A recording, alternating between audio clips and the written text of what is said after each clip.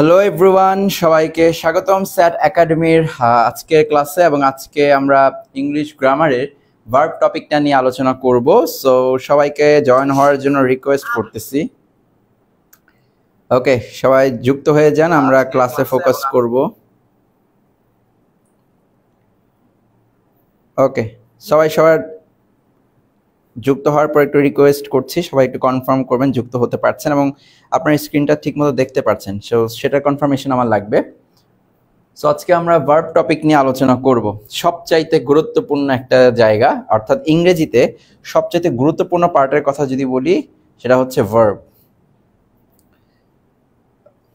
ওকে, সবাই একে একে যুক্ত হয়ে যান, আমি কিছুক্ষণের মধ্যেই শুরু করে ফেলবো।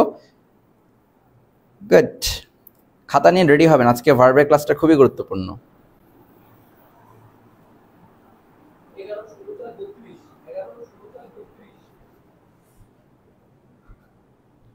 ওকে, একে একে যুক্ত হয়ে যান এবং যারা নিয়মিত অ্যাক্টিভ তাদেরকে তো বরাবরের মতোই আমি চিনব। এবং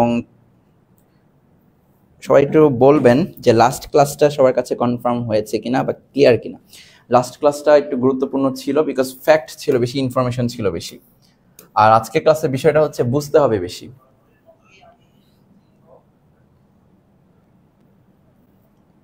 ওকে, ওয়ালাইকুম আসসালাম, কি অবস্থা মিনা আপু? ওকে, ওয়ালাইকুম আসসালাম বর্ণ আপু, ওয়ালাইকুম আসসালাম। গুড। সো ওকে, আমি একটু ফোকাস পয়েন্টটা ঠিক করে নিচ্ছি আপনাদের। ওকে, সবাই খাতা নিয়ে রেডি হয়ে যান। আর আজকে প্রচুর রেসপন্স লাগবে, বিকজ রেসপন্সের উপর বেস করে মূলত আজকে আমাদের কাজ হবে। ওকে ওকে, ঠিক আছে, তাহলে আমরা আজকে ক্লাসে চলে যাই। সবাই ডায়ালগ লিখে ফেলেন উপরে, যে ভার্ব ইন ডিটেলস। আপনি পুরো ডিটেলস আজকে ভার্বটা কমপ্লিট করবেন এবং আমরা পার্ট বাই পার্ট প্রত্যেকটা ভার্ব সম্পর্কে জানবো। সো ডোন্ট ওয়ারি, ভার্ব আজকে ক্লিয়ার হয়ে যাবে, কারো কোনো প্রবলেম থাকবে না ভার্বের দিক দিয়ে। ওকে, ঠিক আছে, তাহলে আমি আর দেরি করছি না, শুরু করে দিচ্ছি। আশা করি সময় হয়ে গেছে, সো আর দেরি করে লাভ নেই। ওকে, সো দেখেন আজকে আমাদের টপিকটাই হচ্ছে ভার্ব। তার মানে ভার্ব সম্পর্কে আমার ক্লিয়ার একটা কনসেপ্ট আজকে চলে আসবে। ঠিক আছে, ভার্ব সম্পর্কে ক্লিয়ার একটা টপিক আজকে আমার চলে আসবে এবং এই ভার্বটাকে বুঝতে শিখতে হবে আজকে। আর মনে রাখবেন, যদি বলা হয়, আপনাকে যদি কোনো প্রশ্ন করা হয়, আপনি যখন ইংরেজিতে একটা সেন্টেন্স লিখবেন বা আপনি যখন ইংরেজিতে একটা সেন্টেন্স বলতে যাবেন, তখন যদি বলা হয় সেন্টেন্সের সবচাইতে গুরুত্বপূর্ণ অংশটাকে কি বলবেন, অর্থাৎ সবচাইতে গুরুত্বপূর্ণ পার্টস অফ স্পিচটাকে কি বলবেন, সেটা অবশ্যই হচ্ছে ভার্ব। এটা অলওয়েজ মাথায় রাখবেন। অর্থাৎ আজকে আপনি এমন একটা টপিক নিয়ে ক্লাস করতেছেন, যেই টপিকটা বা যে পার্টটা একটা সেন্টেন্সের সবচাইতে গুরুত্বপূর্ণ অংশ। আপনি যদি একটা সেন্টেন্সে ভার্ব না দেন, সেটা কখনো একটা সেন্টেন্স হবে না। মনে রাখবেন, দুনিয়ার বাকি সব কিছু ছাড়া সেন্টেন্স ক্রিয়েট করা পসিবল, বাট ভার্ব ছাড়া সেন্টেন্স ক্রিয়েট করা পসিবল না। That is totally impossible. Okay, clear?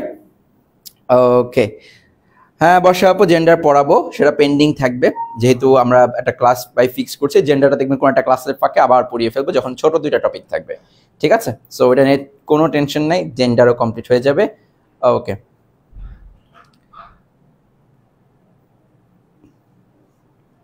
ওকে, অনেকে ক্লাস লিঙ্ক পেতে কি প্রবলেম হচ্ছে নাকি?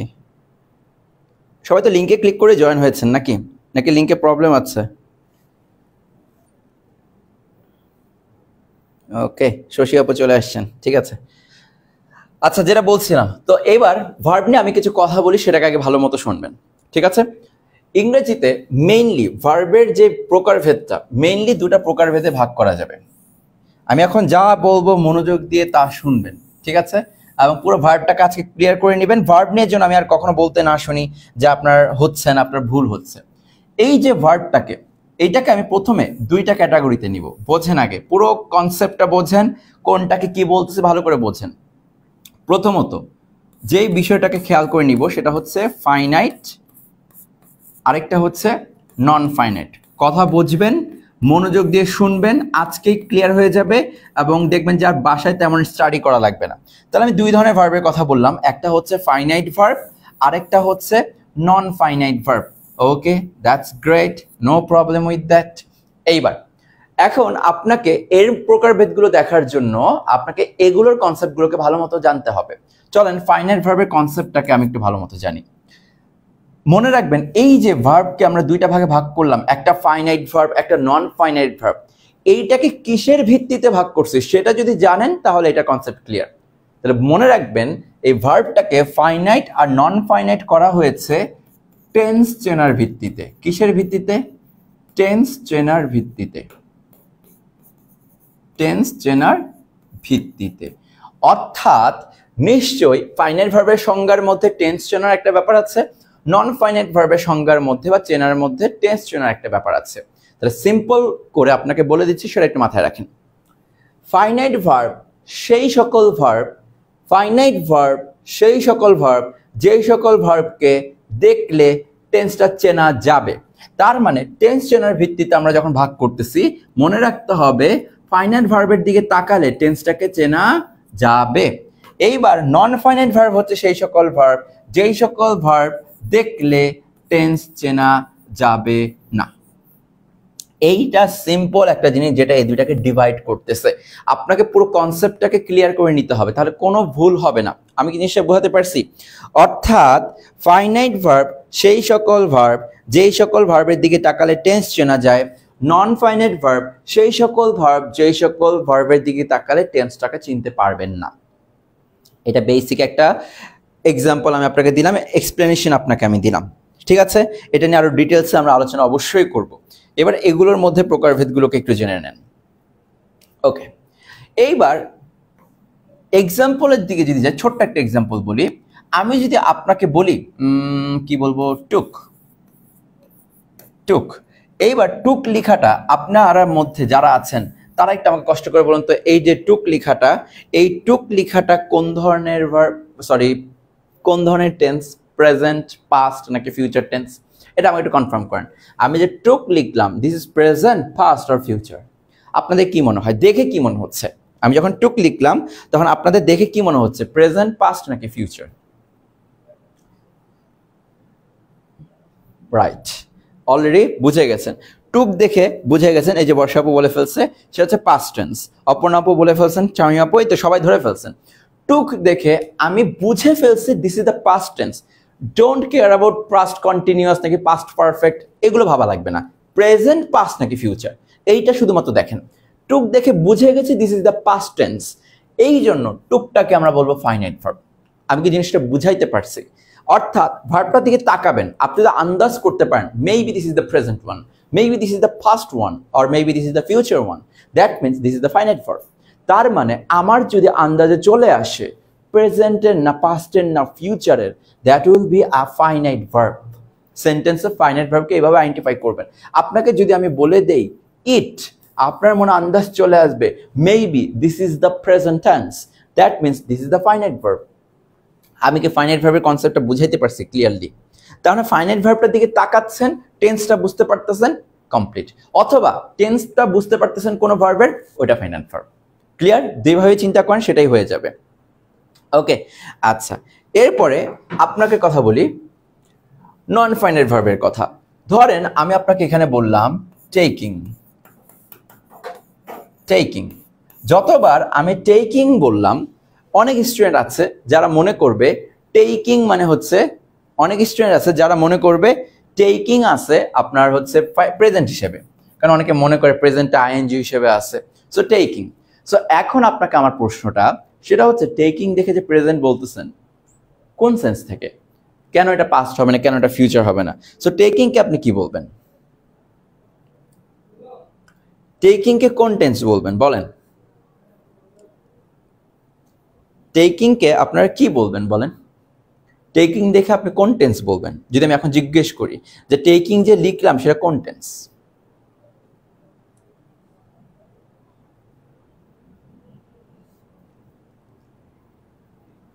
কোন টেন্স বলতে পারতেছেন না? আপনি শুধু টেকিংটার দিকে তাকালে বলতে পারবেন না এটা প্রেজেন্ট, কারণ এটা পাস্টে হওয়ার সম্ভাবনা আছে। আপনি যদি প্রেজেন্টে চিন্তা করেন এম টেকিং, পাস্টে সেটা ওয়াজ টেকিংও হতে পারবে, ফিউচারে সেটা উইল বি টেকিংও হতে পারবে। অর্থাৎ আপনি বলতেই পারতেছেন না টেকিং কোন টেন্সে আছে। আপনি কি বলতে পারতেছেন? পারতেছেন না। তার মানে টেকিং দেখে যেহেতু আমি বলতেই পারতেছি না প্রেজেন্ট পাস্ট না ফিউচার, আমি টেকিংটাকে নন ফাইনাইট ধরবো। Don't go for zero under participle something like that, ওটা নিয়ে আমরা আলোচনা করব। বাট আমার কথা হচ্ছে আপনি টুক আর ইট দেখে যেভাবে বলতে পারছেন যে this is the present one, this is the past one, ঠিক একই স্টাইলে কিন্তু টেকিং দেখে আপনি বলতে পারেন নাই যে এটা প্রেজেন্ট পাস্ট নাকি ফিউচার। যেহেতু আপনি টেকিংটা দেখে বলতে পারেন নাই প্রেজেন্ট পাস্ট নাকি ফিউচার, এইটা হয়ে যাবে নন ফাইনাইট। আর যেহেতু আপনি ওইটা দেখে বলতে পারছেন টুক আর ইট দেখে যে প্রেজেন্ট পাস্ট না ফিউচার, সেহেতু এটা হয়ে গেছে ফাইনাইট ভার্ব। আমি কি ফাইনাইট আর নন ফাইনাইটের পার্থক্যটা বুঝাইতে পারছি কিনা? জিনিসটাকে ক্লিয়ার? প্রত্যেকটা ভার্বকে আমি বুঝাই দিচ্ছি, আমি বলে দিচ্ছি। এখন যদি মনোযোগ না থাকে লাইফে আর জীবনে ভার্ব নিয়ে আপনার ক্লিয়ার হবে না। আজকে ভার্বের মেইন কনসেপ্ট আমি আপনাকে দিয়ে দিব। ওকে, তার মানে যেটা দেখে আপনি বলতেই পারতেছেন না কোন tense, this is the non finite, আর যেটা দেখে বলতে পারবো দিস ইজ দ্য ফাইনাইট। এইবার আমার ফাইনাইট নিয়ে আলোচনা। ফাইনাইটের মধ্যে আবার দুইটা ক্যাটাগরি আছে, তাহলে আমরা ফাইনাইটের ক্যাটাগরিকে এবার ধরবো একটা দুইটা। সেই দুইটা কি?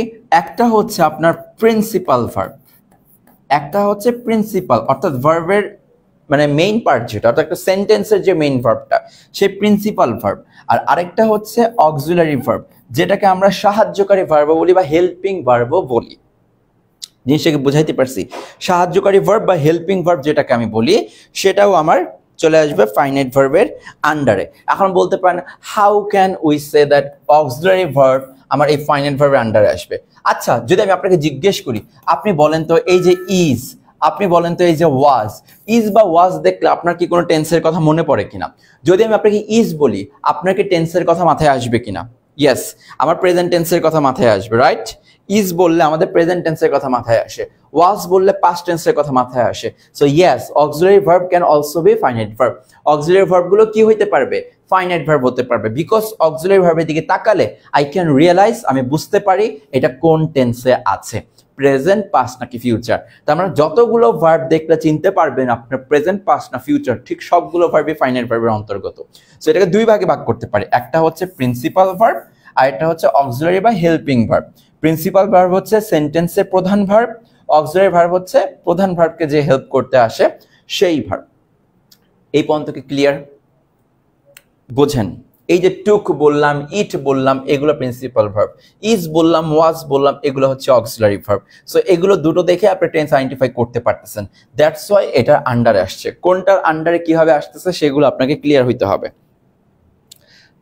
ওকে, গুড, ঠিক আছে। সো এই জিনিসগুলো আপনাকে বুঝতে হবে, এবং দেখেন এইভাবে যদি আপনি রেগুলার এগুলো প্র্যাকটিস করেন এবং এগুলোর উপর বারবার প্র্যাকটিস করেন, তাহলে দেখবেন যেগুলো শিখতেছেন এগুলো কখনোই ভুলবেন না। প্রিভিয়াস ক্লাস আপনারা নিজেরাও জানেন প্রিভিয়াস ক্লাসের তথ্যগুলো কতটুকু গুরুত্বপূর্ণ ছিল। আপনি যদি সেগুলো প্র্যাকটিস না করেন তাহলে কিন্তু হবে না। আর আপনারা সবাই স্যাট একাডেমিতে জয়েন করে আছেন, স্যাট একাডেমির কোর্সে এনরোল করেছেন, ওয়েবসাইটের অ্যাক্সেস দেওয়া আছে। সো আপনি ওয়েবসাইটে ঢুকে যত ইচ্ছা কোশ্চেন সলভ করতে পারেন, যত ইচ্ছা কোশ্চেন সলভ করতে পারবেন। সো কেন আপনারা এটা করবেন না? স্যাট একাডেমিতে আপনি ভিজিট করেন, দেখেন প্রত্যেকটা ফিচারকে উপলব্ধি করেন, দেখবেন যে আপনার পুরো স্টাডি লাইফটা ইজি হয়ে গেছে।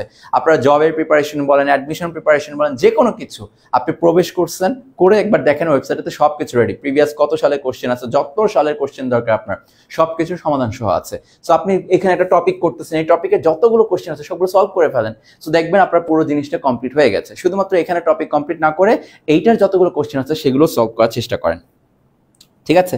ওকে, এইবার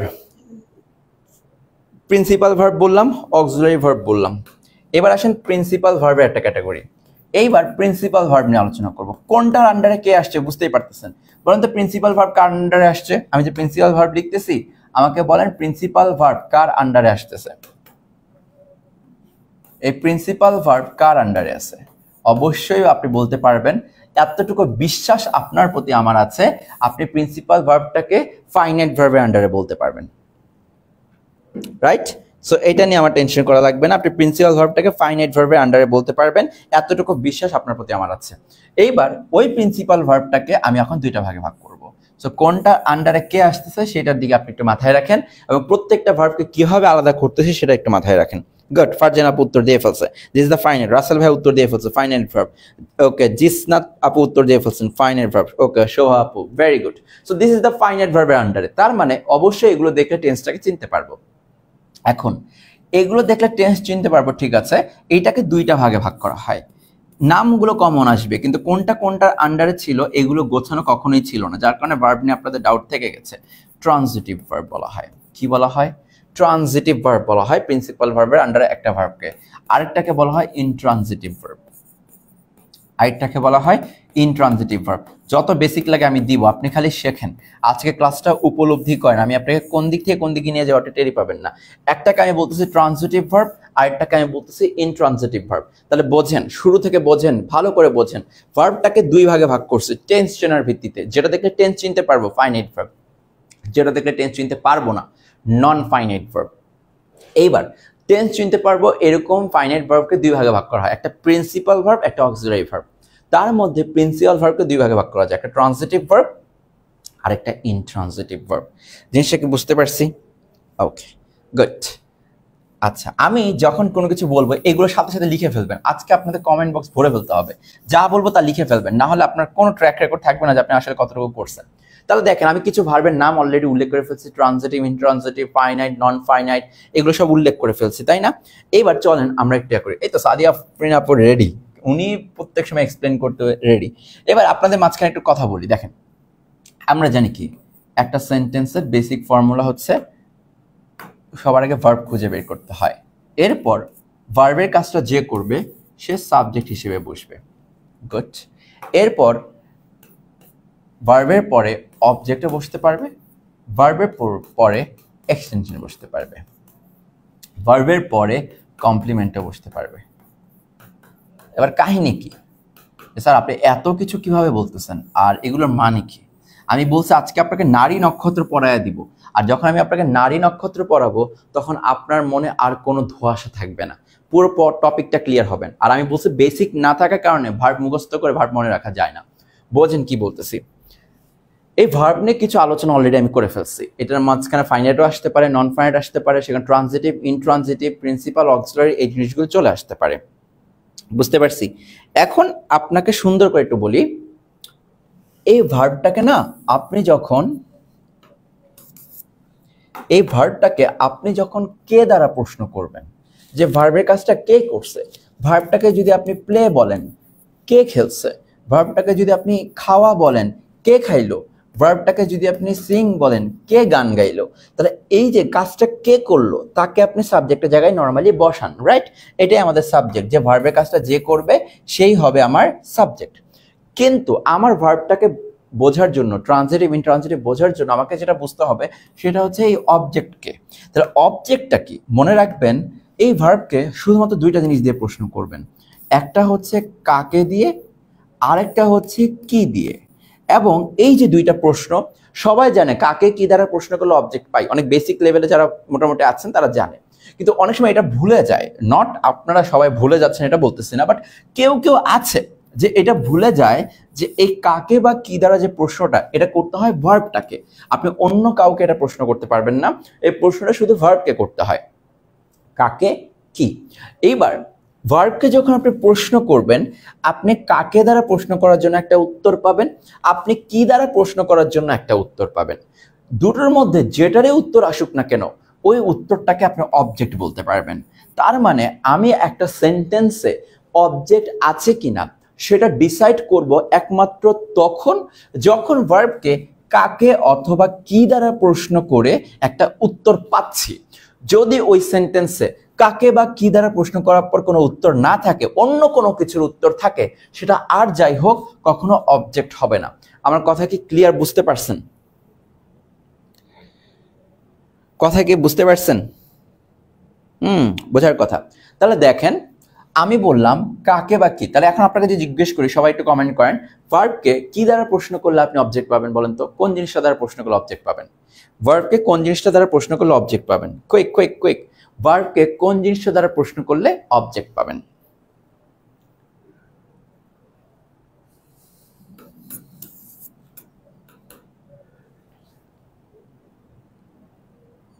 ওকে, গুড। রাসেল ভাই বলছে আরেকবার বলেন। ওকে, আবার বলতেছি, শোনেন। মূলত ভার্বকে দুইটা জিনিস দিয়ে প্রশ্ন করতে হয়, একটা হচ্ছে কাকে, আরেকটা হচ্ছে কি। যখন এই দুইটা জিনিস দিয়ে আপনি প্রশ্ন করবেন, ঠিক তখন যে উত্তরগুলো আসবে সেই উত্তরগুলোকে আপনি অবজেক্ট বলতে পারবেন। বাট অন্য কোনো কিছু দিয়ে যদি প্রশ্ন করেন কাকে কি ছাড়া, তাহলে ওই অন্য কোনো কিছুগুলা আর যাই হোক অবজেক্ট হবে না। গুড, এই তো, সাবাস। ফারজানা আপু উত্তর আগে, বর্ণ আপু দিচ্ছেন, ওকে, জলি আপু, শোভা আপু, তন্নি আপু, সব মেয়েরাই উত্তর দিচ্ছে, ছেলেরা কই? গুড। বর্ষা আপু সাবাস, সুরায়া আপু, অপর্ণা আপু ভেরি গুড, মারিয়া আপু সাবাস, ওই তো শারদ ভাই চলে আসছেন, ওকে সাদিয়া আপু গুড। সুমায়া আপু অনস মোর দিয়ে লাভ নেই, আর বললে লাভ নেই, ঠিক আছে, 2বার বলে ফেলছি, তার মানে দেরি করে আসছেন, না হলে আপনার নেট প্রবলেম। এখন এক্সাম্পল দিলে পরবর্তীতে ক্লিয়ার হবেন। দেখেন এক্সাম্পল দেই, আমি সাপোজ বলতেছি কি, আমি চলে গেল না, আচ্ছা চলে গেলে ভালো হয়েছে। মনে করেন আমি বলতেছি আমি রহিমাকে একটা কলম দিছিলাম, ভার্বটা হচ্ছে দিছিলাম, তাহলে গেভ, আই গেভ। আমি রহিমাকে দিছিলাম, তার ভার্বটা হচ্ছে গেভ। এখন ভার্বকে কোনটা দিয়ে প্রশ্ন করতে বলছি? সবার আগে সাবজেক্টের জন্য কে। আমি রহিমাকে কলম দিছিলাম, কে দিছিল কলমটা? আমি না, তাই আমিটাকে সাবজেক্টের জায়গায় বসাইলাম। আচ্ছা ভেরি গুড, সাবজেক্টের জায়গায় বসানোর জন্য গুড। এবার আমার পরবর্তী কথা হচ্ছে, এবার একটু প্রশ্ন করি তো, কাকে দ্বারা? আমি কাকে কলম দিছিলাম? রহিমাকে। আমি কাকে দিছিলাম? রহিমাকে দিছিলাম, তাহলে রহিমাকে বসান। ওকে, এইবার পরবর্তী প্রশ্ন, কি দ্বারা করি?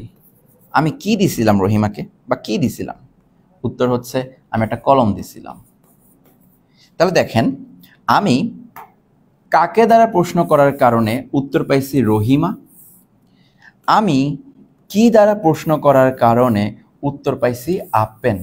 এখন আমার কথা হচ্ছে, এই রহিমাটাকেও আপনি অবজেক্ট বলতে পারবেন, কারণ কাকে দ্বারা প্রশ্ন করে পাইছেন। আপনি পেনটাকেও অবজেক্ট বলতে পারবেন, কারণ আপনি কি দ্বারা প্রশ্ন করে পাইছেন। এই পর্যন্ত আপনার ক্লিয়ার হয়েছে কিনা যে অবজেক্ট বলতে পারতেছি? ঠিক আছে, সো এইটা একটা কাজ, যে কাকে বা কি দ্বারা প্রশ্ন করে আমি উত্তরটা যেহেতু পাইয়া গেছি, সো আমার আর কিছু করার নাই, এটা অবজেক্ট হিসেবে মেনে নেওয়া ছাড়া আমার কোনো উপায় নাই। তাহলে কাকে আর কি দ্বারা প্রশ্ন করছি। সাপোজ এবার আমরা আরেকটা প্রশ্ন করব, সেটা হচ্ছে কখন দ্বারা প্রশ্ন করতেছি। তাহলে যখন আমি কখন দ্বারা প্রশ্ন করবো, যে কখন দিয়েছিলাম, সাপোজ আমি উত্তরটা লিখব অ্যাট নাইট, আমি রাতের বেলা দিয়েছিলাম, অ্যাট নাইট। ঠিক আছে, তাহলে গেভ যেহেতু দিয়েছি, অ্যাট নাইট না দিয়ে একটু সুন্দর করে লিখি, তাহলে একটু অ্যাকুরেট হবে। সেটা হচ্ছে লাস্ট নাইট, গতকাল রাতে, গতকাল রাতে। এইবার আমাকে বলেন, এই যে লাস্ট নাইট জিনিসটা আসছে, এই লাস্ট নাইটটা আপনার কিন্তু অন্য কোনো প্রশ্ন দিয়ে হয়েছে, কখন দিয়ে কিন্তু হয়, সরি কাকে কি দিয়ে হয় না, কখন দিয়ে হয়েছে। সো এইটা কখনো অবজেক্ট না, এটা কখনো কি না, অবজেক্ট না, সেটা অবজেক্ট ব্যতীত অন্য কোনো কিছু হবে। আমি কি জিনিসটা ক্লিয়ার করতে পারছি? এই তো সাদিয়া আপু ভেরি গুড, সীমা সিংহা আপু আজকে মনে ফার্স্ট ক্লাস, খুশিদা আপু গুড গুড, ফাতেমা আপু, শাইনুর ভাই ভেরি গুড। আচ্ছা, সো দেখেন, তাহলে আমার মেইন কথা হচ্ছে আপনাকে চেনানো। এখন এইটুকু তো বুঝতে পারছেন যে অবজেক্ট কখন আমি পাচ্ছি, কোন সেন্টেন্সে অবজেক্ট আছে কি নাই, বুঝতে পারছি, এগুলো কিন্তু মোটামুটি বুঝছি। এইবার আপনাকে যদি আমি প্রশ্ন করি একটা সেন্টেন্স দিয়ে, যে I played in the field, আমাকে বলেন তো এই বাক্যে অবজেক্ট আছে কি নাই, এই বাক্যে অবজেক্ট আছে কি নাই, আমাকে জাস্ট বলেন। I played in the field, object আছে কি নাই বলেন। I played in the field, object আছে নাকি নাই?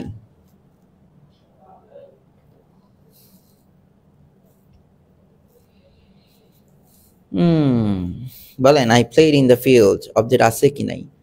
জাহাঙ্গীর আলম ভাই বলছে অ্যাডজেক্টিভ। না ভাইয়া, এক্সট্রা কোনো কিছু বলা যাবে না, যা পড়াই নেই তা বলা যাবে না, এখানে কেউ বলে নাই যে অ্যাডজেক্টিভ কিনা। নাই, এই তো বর্ষা আপু বলে ফেলছেন নাই, অপর্ণা আপু বলছেন নাই, শামীম আপু বলছেন নাই, রাসেল ভাইয়া বলছে নাই, জিসনাত আপু বলছে নাই, সীমা সিংহা আপু ওকে আজকে ফার্স্ট, আগের ক্লাসগুলো করে ফেলবেন, আগের ক্লাসগুলো গুরুত্বপূর্ণ। এই তো রায়হান ভাইয়া বুঝে গেছেন, সাবি আপু বুঝে গেছেন, এই তো সবাই বুঝে গেছেন, ইভা আপু বুঝে গেছেন। তাহলে দেখেন, আমার এখানে অবজেক্ট নাই, এটা কিভাবে বুঝলাম? আমি জাস্ট দেখেন, বলে আমি খেলেছিলাম, কি খেলেছিলাম, কাকে খেলেছিলাম, এরকম কোনো উত্তর এখানে নাই। আপনার উত্তরটা আছে কোথায় খেলেছিলাম। এই প্রশ্নের উত্তরটা আপনি পাবেন কি দিয়ে? কোথায় দ্বারা প্রশ্ন করে, যে কোথায় খেলেছিলাম, ইন দ্য ফিল্ড, ফিল্ডে খেলেছিলাম। সো এইটা আর যাই হোক অবজেক্ট হতে পারবে না। সো এই বাক্যে কোনো অবজেক্ট নাই, এই জিনিসটা বোঝাতে পারছি। তাহলে আমি একটা কথা বলতে পারি না, এই সবগুলো বাদ দিই, কোশ্চেনের সিম্বলগুলা এগুলো বাদ দিই, এই শব্দগুলো বাদ দিই, ওকে, এটা বাদ দিলাম। এবার আপনি আমাকে বলেন, আমি কি বলতে পারি না উপরের বাক্যে 1 নাম্বার বাক্যে অবজেক্ট আছে, 2 নাম্বার বাক্যে অবজেক্ট নাই? এটা তো মানি আমরা সবাই, রাইট? 1 নাম্বার বাক্যে অবজেক্ট আছে, 2 নাম্বার বাক্যে অবজেক্ট নেই। আচ্ছা, 1 নাম্বার বাক্যে যে অবজেক্ট আছে না, 1 নাম্বার বাক্যের ভার্ব কোনটা? গেভ। 1 নাম্বার বাক্যের ভার্বটা হচ্ছে গেভ। ওকে, 2 নাম্বার বাক্যে অবজেক্ট নাই, 2 নাম্বার বাক্যের ভার্বটা কোনটা? প্লেড। এইটুকু কি বুঝতে পারছি? তাহলে 1 নাম্বার বাক্যের অবজেক্ট হচ্ছে গেভ, 2 নাম্বার বাক্যের 1 নাম্বার বাক্যের ভার্ব হচ্ছে গেভ, 2 নাম্বার বাক্যের ভার্বটা হচ্ছে প্লেড। মনে রাখবেন, এখন হচ্ছে আমার সেই কথাটা বলার পালা যেটা আমি এতক্ষণ ধরে আপনাকে বেসিক থেকে বুঝিয়ে আসলাম। যেই বাক্যের অবজেক্ট আছে বা যেই ভার্বের অবজেক্ট আছে সেই ভার্বটাকে বলা হয়ে থাকে ট্রানজিটিভ ভার্ব। তার মানে আপনি কোন একটা ভার্বকে ট্রানজিটিভ ভার্ব বলতেছেন মানে ওই ভার্বটার অবশ্যই অবজেক্ট থাকা লাগবে। এইটাও ভার্ব, কিন্তু এইটার তো কোনো অবজেক্ট নাই বাক্যে, এখানে অন্য কিছু আছে, অবজেক্ট নাই। তাহলে এইটাকে আপনাকে বলতে হবে ইনট্রানজিটিভ, বিকজ এটার কোনো অবজেক্ট নাই। তার মানে ইনডিরেক্টলি বলতে গেলে যেই ভার্বকে কাকে কি দ্বারা প্রশ্ন করার পর উত্তর আসতেছে না ওই ভার্বটা ইনট্রানজিটিভ, আর যেই ভার্বকে কাকে কি দ্বারা প্রশ্ন করার পরে আপনি উত্তরগুলো পেয়ে যাচ্ছেন সেটা হয়ে যাবে ট্রানজিটিভ। জিনিসটা কি ক্লিয়ার? সবার মাথায় ঢুকছে যে জিনিসটা বললাম আমি? সিরাজে মনির আপু, ইন দ্য ফিল্ড কি এটা আমি বলতেছি, নো প্রবলেম। জাস্ট আগে বোঝেন অবজেক্টের কনসেপ্টটা, ঠিক আছে? তারপর আমি বাকিগুলোতে নিয়ে যাচ্ছি আপনাদেরকে। অবজেক্টটা দিয়ে বোঝেন আগে, কারণ যেহেতু ট্রানজিটিভ ইনট্রানজিটিভ সেটা অবজেক্ট দিয়ে মূলত আইডেন্টিফাই হচ্ছে। তাহলে অবজেক্ট থাকা না থাকার ভিত্তিতে 2টা প্রিন্সিপাল ভার্ব আছে, একটা ট্রানজিটিভ, একটা ইনট্রানজিটিভ। তাহলে ট্রানজিটিভ হচ্ছে অবজেক্ট থাকলে, আর ইনট্রানজিটিভ হচ্ছে অবজেক্ট না থাকলে। তো গুড, টম্পা আপু ক্লিয়ার? ওকে, সাদিয়া আপু ভেরি গুড, জিসনাত আপু, মিশি আপু সাবাস। ওকে, বাঁধন ভেরি গুড। ওকে, সাবাস। এবার তাহলে দেখেন, আমরা ট্রানজিটিভ বুঝে গেছি, ইনট্রানজিটিভ বুঝে গেছি, আমরা অবজেক্টও বুঝে গেছি, কিন্তু না, আমি আপনাকে বেসিক আরেকটু দিব, আপনাকে এইটা সম্পূর্ণ ক্লিয়ার একটা ধারণা দিয়ে দিব যাতে করে পরবর্তীতে এইটা নিয়ে আপনার কোনো প্রবলেম না হয়। দেখেন, এইখানে অবজেক্ট কয়টা পাইছি? 2টা পাইছি না? মনে রাখবেন অবজেক্টের মধ্যে 2 ধরনের অবজেক্ট আছে। অবজেক্টের মধ্যে 2 ধরনের অবজেক্ট আছে, একটা ডিরেক্ট অবজেক্ট আছে, একটা ইনডিরেক্ট অবজেক্ট আছে। তার মানে অবজেক্টের মধ্যে প্যাচ আছে। যেহেতু এই বাক্যে 2টা অবজেক্ট আছে, 2টাকে সেম নাম দিতে পারবেন না আপনি, 2টাকেই সেম অবজেক্টের নাম দিতে পারবেন না, তাই 2টা নামকরণ করা হয়। যেহেতু কাকে দ্বারা প্রশ্ন করলে আমি একটা উত্তর পাই, তাই না? আর কি দ্বারা প্রশ্ন করলে আমি আরেকটা উত্তর পাই, তাহলে 2 ধরনের অবজেক্ট পাবো, 2টার উত্তর থাকে। তাহলে মনে রাখবেন কাকে দ্বারা প্রশ্ন করলে কি ব্যক্তিবাচক, তাই না? ব্যক্তিকে বেশি সম্মান দিবেন, তাই বড়টাকে দিবেন ব্যক্তিবাচক নামে। তার মানে যদি কোনো প্রশ্নে আমি কোনো বাক্যে কাকে দ্বারা প্রশ্ন করলে কাকে দ্বারা প্রশ্ন করলে উত্তর পাই, সেটা হবে ইনডিরেক্ট অবজেক্ট। ওই একই বাক্যে কি দ্বারা প্রশ্ন করার কারণে যে উত্তরটা পাবো সেটা হবে ডিরেক্ট অবজেক্ট। তার মানে এক কথায় মাথায় রাখেন, কাকে দ্বারা প্রশ্ন করলে কি ব্যক্তি আসে না বারবার, কাকে দিলাম? রহিমাকে দিলাম। কি দ্বারা প্রশ্ন করলে কি বস্তুবাচক হয় না? কি দিলাম? একটা কলম দিলাম। তাহলে নর্মালি যখন 2টা বাক্যে ব্যক্তিবাচক আর বস্তুবাচক 2টাই অবজেক্টই থাকবে, ব্যক্তিবাচক অবজেক্টটাকে বলবেন ইনডিরেক্ট, ব্যক্তিবাচক অবজেক্টটাকে বলবেন ইনডিরেক্ট, আর বস্তুবাচকটাকে বলবেন ডিরেক্ট। তাহলে আমাকে একটু বলেন, এই উপরের বাক্য থেকে এ পেনটা কি ডিরেক্ট নাকি ইনডিরেক্ট? যেহেতু বস্তুবাচক সেটা হবে ডিরেক্ট। আপেন, পেনটা এখানে হচ্ছে কি ডিরেক্ট। ওকে, আপেন না দিয়ে শুধু পেন দিলেও হবে, জাস্ট বোঝানোর জন্য দিয়ে দিলাম। আর আমাকে বলেন রহিমা, এটা কি হবে? ইনডিরেক্ট হবে। Is that clear? Direct indirect অবজেক্টটা ক্লিয়ার কিনা?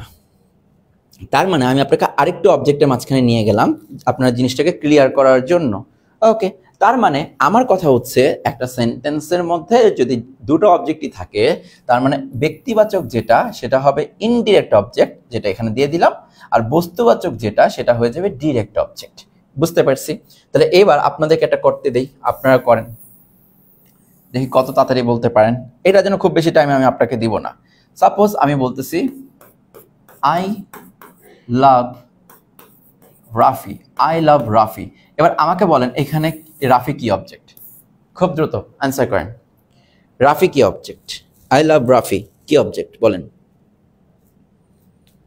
I love Rafi, what kind of object is Rafi? সবাই রাফি লিখবেন, তারপর ইকুয়াল টু লিখবেন। রাফি ইকুয়াল টু কোন অবজেক্ট এটা লিখবেন, শুধু ডিরেক্ট ইনডিরেক্ট বলবেন। রাফি ইকুয়াল টু এই অবজেক্ট বলেন, রাফি ইকুয়াল টু এই অবজেক্ট, এভাবে লিখেন। রাফি সমান সমান এই অবজেক্ট, রাফি সমান সমান এই অবজেক্ট।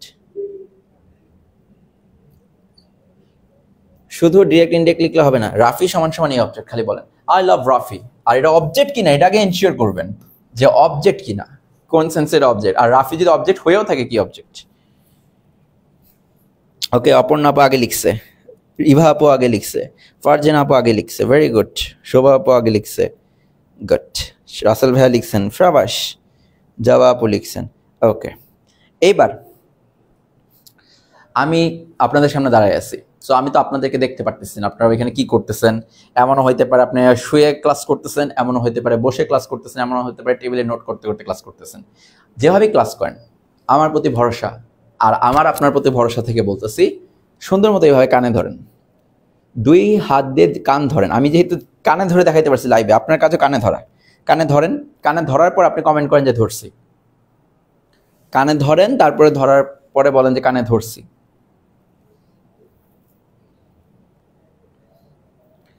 ঠিক আছে, তাড়াতাড়ি তাড়াতাড়ি তাড়াতাড়ি। আগে আপনার কানে ধরা, তারপরে আমার বলা।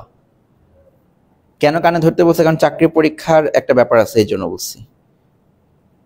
কানে ধরেন, ধরছেন? এই তো ফারজানা আপু ধরছে, thank you so much Farzana আপু, গুড। অপর্ণা আপু ভেরি গুড। কানে ধরছেন দেখে ভালো লাগছে যে না অন্তত আপনারা লার্নার্স, আমার আপনাদেরকে ভরসা করা যায়। ওকে রাসেল ভাই, থ্যাংক ইউ সো মাচ কানে ধরার জন্য। আবার না ধরে যদি বলেন ধরছি, এটাও কিন্তু অন্যায়। আমি আপনাদের সামনে লাইভে কানে ধরতে পারছি, আপনারা পারবেন না? ওকে, এক হাত ছেড়ে কমেন্ট করলাম। Okay good.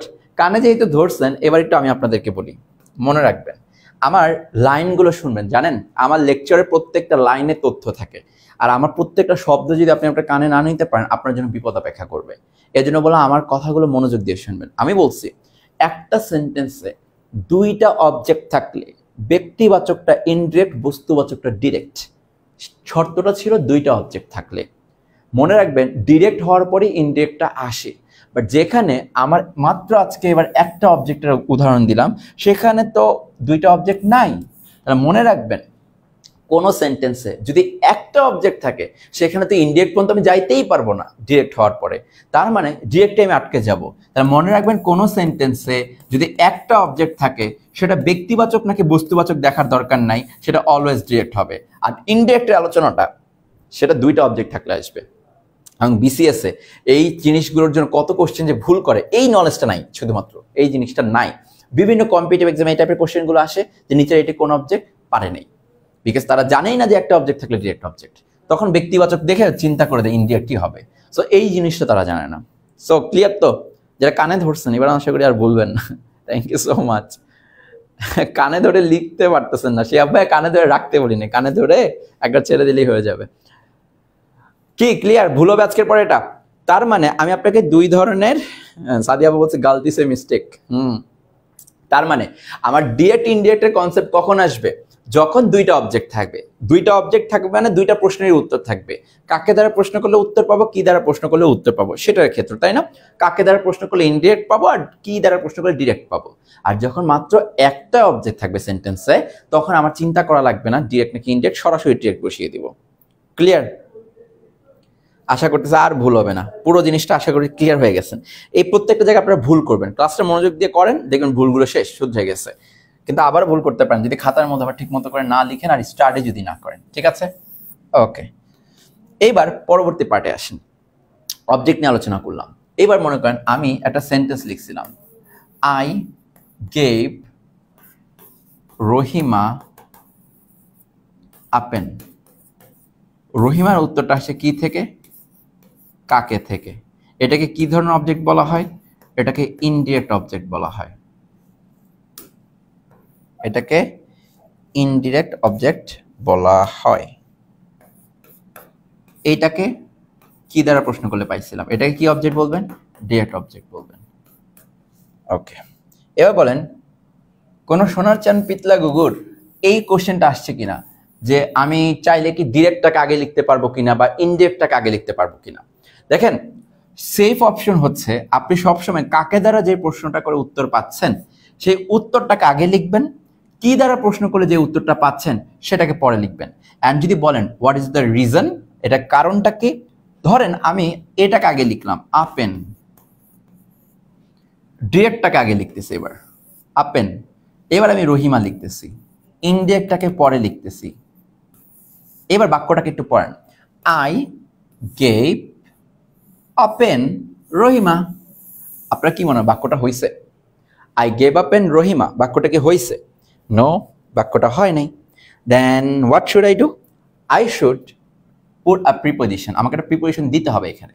তার মানে আপনি যদি ডিরেক্টটাকে আগে লিখেন, মানে বস্তুটাকে আগে লিখেন, ব্যক্তিটাকে পরে নিয়ে যান, মাঝখানে টু অথবা ফর যে কোনো একটা দিতে হবেই। তাহলে টু অথবা ফর আসে পরে মাঝখানে, এই টু আর ফর প্রিপোজিশন যে কোনো একটা দিতে হয়। তখন লিখতে হবে I gave a pen to Rahima. জিনিসটাকে বোঝাইতে পারছি? তার মানে যদি কখনো জিজ্ঞেস করা হয় ডিরেক্টটাকে যদি আগে বসান তাহলে কি করতে হবে? ডিরেক্টটাকে যদি কখনো আগে লিখেন তাহলে অবশ্যই একটা প্রিপোজিশন যোগ করতে হবে। সো অনেক সময় প্রিপোজিশন যোগ করতে প্রবলেম হইতে পারে, দ্যাটস আমি বলছি আগে কাকেটাকে লিখবেন। ক্লিয়ার হয়েছেন ব্যাপারটা? ব্যাপারটা ক্লিয়ার হয়েছেন? প্রিপোজিশন দিতে হবে। তার মানে আমি যদি প্রিপোজিশনের ঝামেলা এড়াতে চাই আমি আগে কাকে দ্বারা লিখবো, আর যদি প্রিপোজিশনের ঝামেলা নিয়ে আসতে চান তাহলে আগে ডিরেক্ট অবজেক্ট লিখবেন। ক্লিয়ার ব্যাপারটা? ওকে, সো এইটা হচ্ছে মেইন জিনিস। এখন মোটামুটি আমি আপনাকে অবজেক্ট বুঝিয়ে দিছি, আমি আপনাকে অবজেক্টের পুরো কনসেপ্ট ক্লিয়ার করে দিছি। অবজেক্টের পুরো কনসেপ্ট আশা করতেছি আপনার ক্লিয়ার হয়ে গেছে। এইবার অবজেক্টের মধ্য দিয়ে আপনার ট্রানজিটিভ ইনট্রানজিটিভ শিখে গেছেন, বিকজ আমি যত আলোচনা করছি এই বাক্যে object, direct object, indirect object, ওই বাক্যের যে ভার্ব সেটাকে ট্রানজিটিভ ভার্ব বলতে পারেন কিনা। যেই বাক্যের আমি ডিরেক্ট আর ইনডিরেক্ট নিয়ে আলোচনা করছি তার মানে অবশ্যই সে বাক্যে একটা অবজেক্ট আছে, আর ওই বাক্যের যে ভার্বটাকে সে ভার্বটাকে আমি বলতে পারতেছি ইনট্রানজিটিভ ভার্ব। এই তো সবাই বুঝতে পারতেছে? এই তো। সো এই জিনিসগুলো যদি ক্লিয়ার হয়ে যায় না, আপনার ভার্ব নিয়ে এত টেরিং বেরিং করা লাগবে না বা এত ভয় পাওয়া লাগবে না, জাস্ট নর্মাল ভাবে একটু চিন্তা করেন। এইবার আমি তো আপনাকে অবজেক্টটা ক্লিয়ার করে দিলাম, তাই না? যে অবজেক্টের ব্যাপারটা আমি ক্লিয়ার, সেটা হচ্ছে ভার্বকে কাকে বা কি দ্বারা প্রশ্ন করলে আমি অবজেক্ট পাচ্ছি, দ্যাটস ইট। সেখানে কাকে দ্বারা প্রশ্ন করলে অবজেক্ট ইনডিরেক্ট, আর কি দ্বারাটা করলে ডিরেক্ট, যদি দুইটা অবজেক্টই থাকে, এবং যেটাতে আছে সেটা ট্রানজিটিভ, আর যেখানে অবজেক্টটা নাই মানে কাকে কি দ্বারা প্রশ্ন করলে উত্তর নাই সেটা ইনট্রানজিটিভ। এখন মনে রাখবেন এই ট্রানজিটিভ ইনট্রানজিটিভের জায়গায় ইনট্রানজিটিভ গুলোতে এক্সটেনশন থাকে। এক্সটেনশন মানে কি? এক্সটেনশন মানে হচ্ছে বাক্যে কাকে কি ছাড়া অন্য যত প্রশ্ন আছে ওই সকল প্রশ্ন দিয়ে যে উত্তরগুলো আসে সেগুলো হলে এক্সটেনশন বলা হয়। অন্যভাবে বলতে গেলে সেগুলো নর্মালি অ্যাডভার্ব ক্যাটাগরির হয়। তো অ্যাডভার্ব যেহেতু পড়াই নাই সেহেতু মনে রাখবেন কাকে কি ছাড়া অন্য যত প্রশ্ন আছে, কোথায়, কেন, কিভাবে, কোন দিকে, কার সাথে, কখন, এই টাইপের প্রশ্নগুলো যখন করবেন তখন যে উত্তরগুলো আসবে সে সকল উত্তরগুলো কি হবে? এক্সটেনশনে চলে যাবে। তার মানে এক কথা বলতে পারি কাকে কি দ্বারা প্রশ্ন করলে অবজেক্ট পাবো, আর অন্যান্য সবকিছু দিয়ে প্রশ্ন করলে এক্সটেনশন পাবো। ক্লিয়ার? তার মানে ইনট্রানজিটিভ ভার্বের কি থাকে? এক্সটেনশন থাকে। আপনি কি ক্লিয়ার হইতে পারছেন কথাটা? ইনট্রানজিটিভ ভার্বের এক্সটেনশন থাকে। থ্যাংক ইউ সো মাচ সীমা আপু। ওকে, আজকে ক্লাস মানে সবাই একটু ভালো লাগতেছে তাই না? আচ্ছা, এই ক্লাসটা বোঝার ক্লাস, এই জন্য মেবি ভালো লাগতেছে সবার। আচ্ছা, এবার একটু চিন্তা করেন, আমি একটা উদাহরণ দিই। I played in the field, এটা বলছিলাম I played in the field. তাহলে আপনি আমাকে বলেন এই ইন দ্য ফিল্ডটা কি? অবশ্যই একটা এক্সটেনশন, আর কিছু বলা দরকার নেই আমার। বুঝাইতে পারছি? সো এইটা হচ্ছে মূলত আমার দ্বিতীয়ত বোঝানোর কথা ছিল যে in the field extension. Why? Because কোথায় গেছিলাম ইন দ্য ফিল্ড, কোথায় দ্বারা প্রশ্ন করে পাইছি, মানে কাকে কি দ্বারা প্রশ্ন দিয়ে পাই নাই, দ্যাটস ওয়াই এটাকে এক্সটেনশন বলতে পারবো। ওকে, ডান। এবার আসেন পরবর্তীটাই যাই। ওকে, পরবর্তীতে কি আসবে? পরবর্তীতে কি আসতেছে দেখেন, আমি বললাম আই am টিচার। এবার আপনাদের মাঝখানে কে অ্যাক্টিভটা দেখি তো, কাকে নিব দেখি। ওকে, ফারজানা আপু নেই, ফারজানা আপু অ্যাক্টিভ। ফারজানা,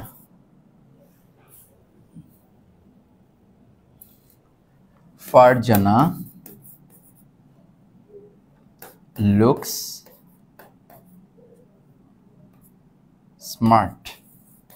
ফারজানা আপুকে স্মার্ট লাগতেছে বা স্মার্ট দেখায়, সাপোজ এটা নিলাম, ফারজানা লুকস স্মার্ট, আর এটা হচ্ছে আই অ্যাম টিচার। এবার আসেন আরেকটা নিব এক্সাম্পল, কারে দিয়ে নেব, কারে নিয়ে নিব? কে আসতে চান বোর্ডে বলেন, কে আসতে চান দেখি? ফারজানা আপুকে আনলাম, আর কে আসছেন যে বোর্ডে আসতে চান? কার নাম নিব? নামের বানান বলেন, নিয়ে আসতেছি। আপনাকে আরেকটা এক্সাম্পল দিব। ওকে, রোকসানা, রোকসানা আপুকে নিয়ে আসে, আগে বলছে। আচ্ছা, সো দেখেন রোকসানা, এটাকে একটু অন্যভাবে লিখি। রোকসানা পরে শামিমা আপু বলছেন না, দুইজনকে একসাথে নিয়ে আসি, যান। Shamima, Shamima elected Roxana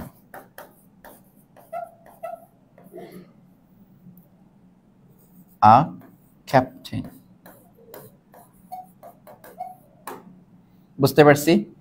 so Shamima elected Roksana captain, but রোকসানাকে ক্যাপ্টেন হিসেবে ইলেক্টেড করেছে। আর ক্যাপ্টেন না দরকার নেই, ক্যাপ্টেন দিয়ে দিতে পারেন।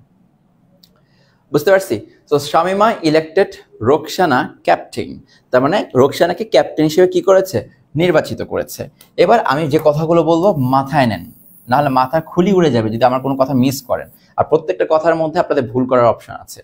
দেখেন, টিচার বলেন, স্মার্ট বলেন, আর ক্যাপ্টেন বলেন, এগুলো দিকে একটু ফোকাস করেন। আমি বললাম আমি একজন টিচার, আপনারা কি একটা সেন্স পাচ্ছেন? আমি যদি আমাকে ডাকি যে আসো, তুমি আসো, একজন টিচার আসে কিনা আমার কাছে? আমার কথাটা বলছেন। আমি যদি বলি যে আসো আমাকে নিয়ে যাও, তারা কি একজন টিচারকে তারা নিয়ে যাচ্ছে কিনা? কথাটা বোঝেন, বুঝতে পারতেছেন? তাহলে আমি আমাকে ডাকলে একজন টিচারকে ডাকতেছি কিনা? ডাকতেছি। সবুজ ভাই হাত ধরা লাগবে না, নেক্সট টাইম নিয়ে আসবে, সমস্যা নেই। এবার আমি যদি ফারজানা আপুকে ডাকি যে ফারজানা আপু চলে আসেন, আপনি এখানে লাইভ ক্লাসে চলে আসেন, আমি কি একজন স্মার্ট মেয়েকে পাচ্ছি কিনা? জিনিসটাকে রিয়েলাইজ করতে পারতেছেন? ফারজানা আপুকে ডাকলে আমি একজন স্মার্ট মেয়েকে পাচ্ছি কিনা? পাচ্ছি। গুড।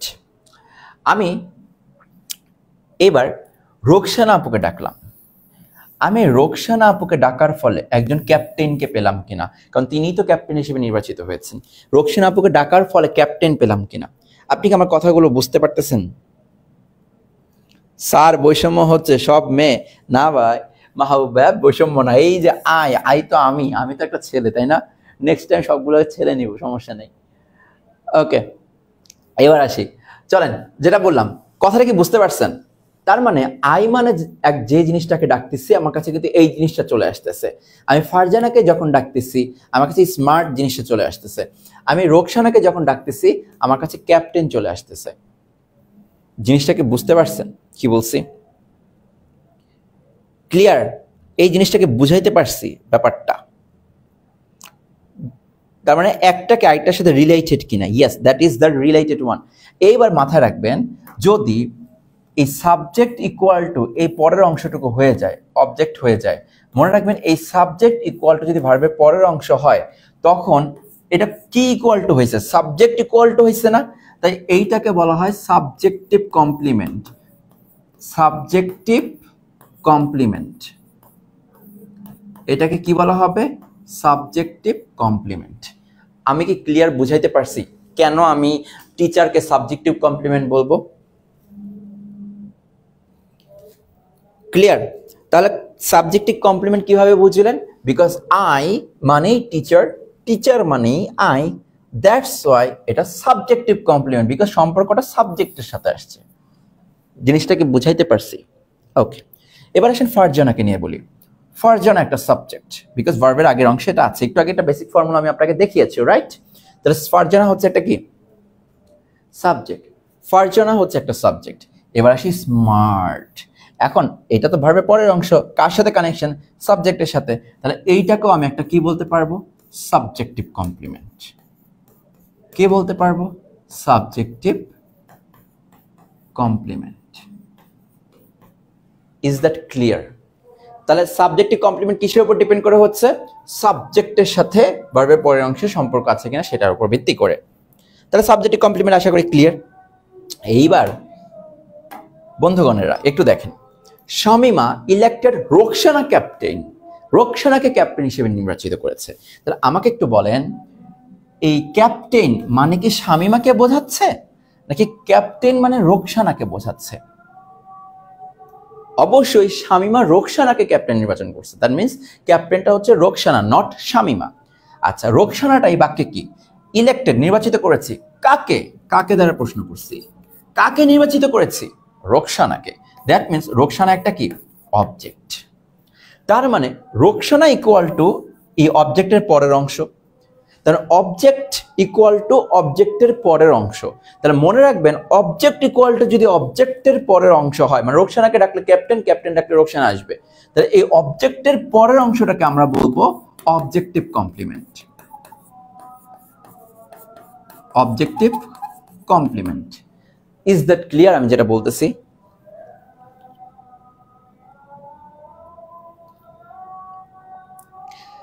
তার মানে বুঝতে হবে, সাবজেক্ট ইকুয়াল টু যদি ভার্বের পরের অংশ হয় subjective complement, object equal to যদি অবজেক্টের পরের অংশ হয় অবজেক্টিভ কমপ্লিমেন্ট।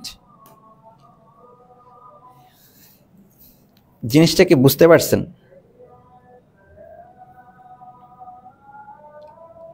আচ্ছা, জলি আপু বলতেছে ক্লিয়ার হইতেছে না।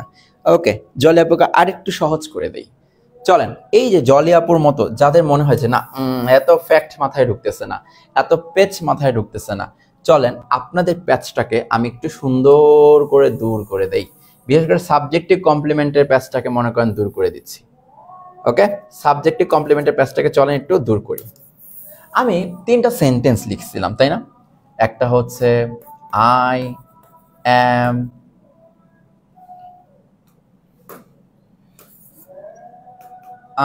am teacher,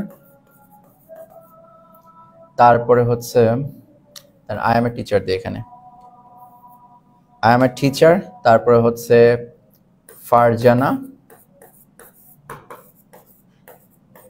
looks smart, তারপরে লিখছিলাম Shamima elected Roksana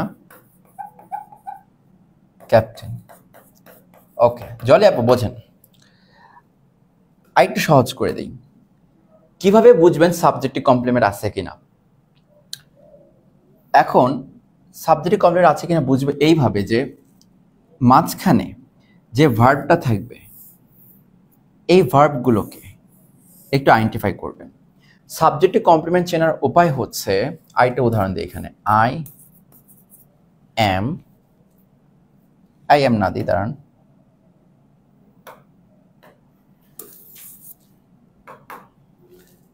I eat rice, Farzana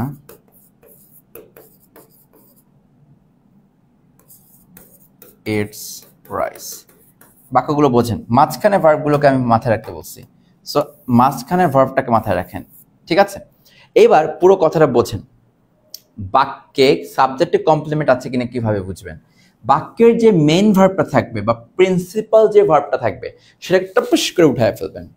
উঠানোর পরে ওই জায়গাটায় একটা বি ভার্ব বসাবেন। বোঝেন, বাক্যের যে মেইন ভার্ব বা প্রিন্সিপাল ভার্ব টস করে উঠায় নিব, উঠায় দেখবো না কিচ্ছু পাই কিনা, বি ভার্ব বসায় দিব।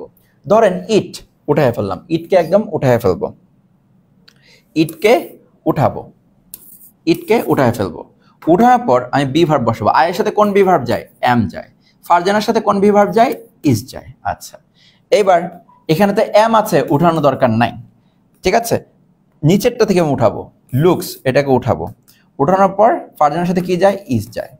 এইবার সুন্দর করে একটু বাক্যটা পড়েন তো। আই এম রাইস, এটা কি মিলে বাক্যটা বাস্তবধর্মী হয় কিনা? ফারজানা ইজ রাইস, এটা কি বাস্তবধর্মী কিনা? এখানে আগে ছিল কি? আই ইট, এখানে আগে ছিল কি? ফারজানা ইটস। তাহলে ইটস বসিয়ে বা ইট বসিয়ে ইজ বসাইলে বাক্যটা কি ঠিক হয়? বা কোনো বোধগম্য হয়, কোনো মিলে এই বাক্যটা? মিলে না। আপনি এখানে এম বসান, I am a teacher, am বসালে বাক্যটা ঠিক হয়। ফারজানা ইজ স্মার্ট, হ্যাঁ বাক্যটা ঠিকঠাক আছে। তার মানে পরের অংশে এই যে এই অংশটার ক্ষেত্রে বাক্যটায় যদি আমি কোনো বি ভার্ব বসাই বাক্যটা হচ্ছে। ফারজানার ইজের পরিবর্তে এখানে কি ছিল? লুকস। আমি লুকস উঠিয়ে যদি বি ভার্ব বসাই তাহলে বাক্যটা ঠিকঠাক আছে, কিন্তু এখানে ইটস উঠিয়ে বি ভার্ব বসালে বাক্যটা ঠিকঠাক নাই, মিনিংফুল না। তাহলে মাথায় রাখতে হবে এইখানে এই স্মার্টটা হচ্ছে কমপ্লিমেন্ট, বিকজ বি ভার্ব বসানোর পরে আপনার এটা কাজে দিছে বা এটা একটা সঙ্গতিপূর্ণ বাক্য হয়েছে। এটা বি ভার্বের পরে আছে অলরেডি, তাই এটা সঙ্গতিপূর্ণ বাক্য হিসেবে কাউন্ট হবে। তো বি ভার্বের পরের অংশকে অলওয়েজ কি বলা হয়? আপনার হচ্ছে কমপ্লিমেন্ট বলা হয়, সাবজেক্টিভ কমপ্লিমেন্ট বলা হয়। কিন্তু এইখানে এই ভার্বগুলো উঠানোর পরে বি ভার্ব বসানোর পরে সাবজেক্টটা মিলে নাই বা হচ্ছে আপনার সেন্টেন্সটা এত সঙ্গতিপূর্ণ হয় নাই, তাই রাইসটাকে আপনি এখানে কমপ্লিমেন্ট বলতে পারবেন না। জিনিসটাকে বুঝাইতে পারছি? তার মানে যেটাই আসুক আপনি ওই ভার্বটাকে উঠে বি ভার্ব বসায় দেখবেন সেন্টেন্সটা মিলতেছে কিনা। যদি মিলে তাহলে ওইটা সাবজেক্টিভ কমপ্লিমেন্ট, আর যদি না মিলে সাবজেক্টিভ কমপ্লিমেন্ট না। ক্লিয়ার? তাহলে ফারজানা লুকস স্মার্ট, এখানে smart complement, but Farzana eats rice, এখানে রাইস কমপ্লিমেন্ট না। কেন? কারণ ফারজানা লুকস না দিয়ে যদি ইজ দেই বাক্যটা ঠিকঠাক হচ্ছে, তাই এই জন্য এটা কমপ্লিমেন্ট। বাট এখানে যদি ফারজানা ইজ রাইস দিই বাক্যটা কোনোভাবেই সম্ভব না, ফারজানা কখনো রাইস না, দ্যাটস ওয়াই এটা কমপ্লিমেন্ট না। দেখুন কমপ্লিমেন্ট এইভাবেই তৈরি হয়। বুঝতে পারছি? আচ্ছা, যদি এটা বুঝে থাকেন এবার আমি একটু কথা বলি, আমি কেন এত বকবক করতেছি, হোয়াট ইজ দ্য রিজন, এত বকবক করার কারণ কি? আমি অলরেডি দুইটা কমপ্লিমেন্টের নাম বলছি। কি কি কমপ্লিমেন্ট বলেন? একটা সাবজেক্টিভ কমপ্লিমেন্ট যেটা সাবজেক্টের উপর বেস করে হয়, যেমন আই মানে টিচার, টিচার মানে আই, ফারজানা মানে স্মার্ট, স্মার্ট মানে ফারজানা। এবার রোকসানা মানে ক্যাপ্টেন, ক্যাপ্টেন মানে রোকসানা। এটা হচ্ছে অবজেক্টিভ কমপ্লিমেন্টের এরিয়া।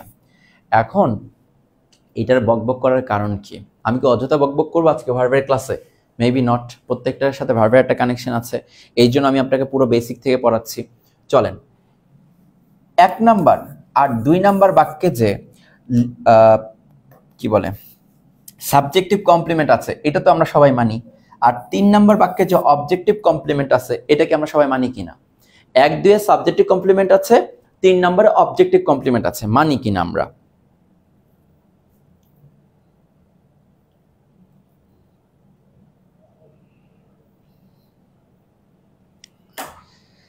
মানে কিনা আমরা বলেন?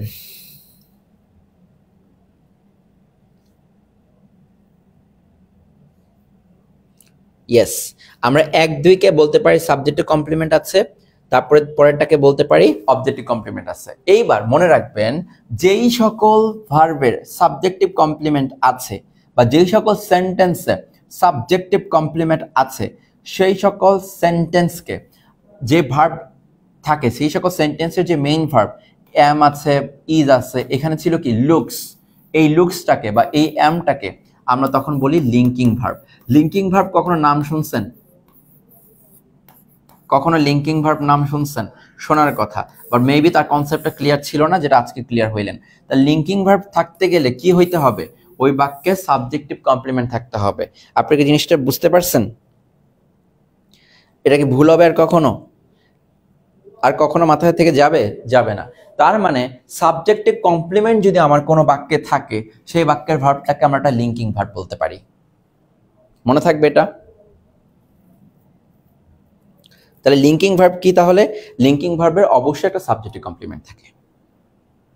ঠিক আছে, আজকের পর আর কোনোদিন আর ভুল হবে না। ক্লিয়ার? ভেরি গুড শিলা আপু, সাবাস জলি আপু। এবার আসি, এইটা তো অবজেক্টিভ কমপ্লিমেন্ট। যেই ভার্বের অবজেক্টিভ কমপ্লিমেন্ট থাকে সেই ভার্বটা নর্মালি কেউ পড়ায় না, সেটা হচ্ছে ফ্যাক্টিটিভ ভার্ব। ফ্যাক্টিটিভ ভার্ব কি ভার্ব? Factitive verb.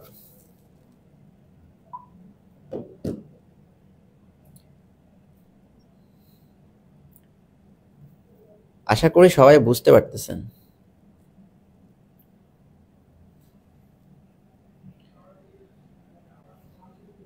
ক্লিয়ার? তাহলে ফ্যাক্টিটিভ ভার্ব কি বুঝতে পারছেন? তাহলে আজকের পর অন্তত লিঙ্কিং ভার্ব আর ফ্যাক্টিটিভ ভার্ব নিয়ে কোনো প্রবলেম হবে না। আরেকটা জেনে রাখেন, লিঙ্কিং ভার্বের আরেকটা নাম হচ্ছে কপুলেটিভ ভার্ব। কি ভার্ব? Copulative verb. আরেকটা নাম আছে কি? কপিউলা।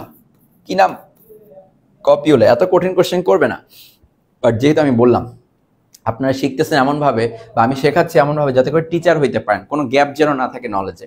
তার মানে যে ভার্বের সাবজেক্টিভ কমপ্লিমেন্ট আছে সেই ভার্বকে আপনি লিঙ্কিং ভার্বও বলতে পারবেন, যে ভার্বের সাবজেক্টিভ কমপ্লিমেন্ট আছে সেটাকে কপুলেটিভ ভার্বও বলতে পারবেন, যে ভার্বের সাবজেক্টিভ কমপ্লিমেন্ট আছে সেটাকে কপিউলাও বলতে পারবেন। That's it. আর যদি অবজেক্টিভ কমপ্লিমেন্ট থাকে তাহলে আপনি ফ্যাক্টিটিভ ভার্ব বলতে পারবেন। বুঝতে পারছি?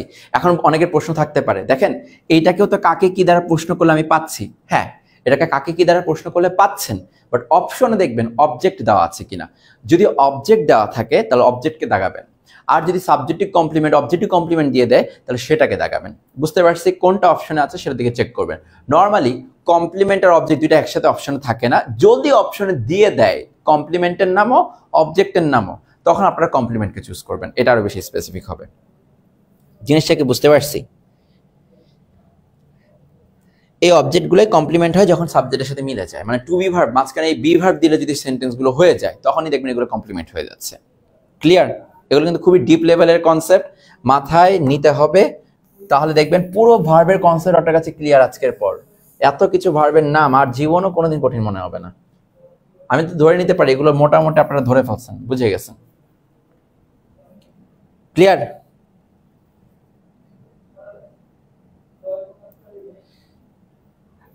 আয়শা সিদ্দিক আপু বলতেছে যে লিঙ্কিং ভার্বটা প্রিন্সিপাল বা অক্সিলারি দুইটাই হইতে পারে কিনা।